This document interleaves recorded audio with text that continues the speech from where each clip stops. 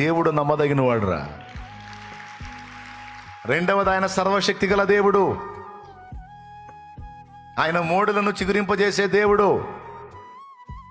మృతతుల్యమైన శారా గర్భమును తెరచుటకు శక్తి గలవాడు. అసాధ్యాలు మనకుంటాయి కానీ ఆయనకు లేవు. ఆయన సమస్తాన్ని సాధ్యము చేయగలిగిన దేవుడు. నేను ఆయన్ని నమ్ముతాను, నాకేం డౌట్ లేదు. ఇవాళ కాకపోతే రేపు, రేపు కాకపోతే 10 రోజులు, 10 రోజులు కాకపోతే 10 నెలలు, 10 సంవత్సరాలైనా సరే నా పరిస్థితిని నా దేవుడు మార్చగలడని నేను నమ్ముతాను. మార్చకపోయినను స్తోత్రం. ఇది నమ్మకత్వం అంటే.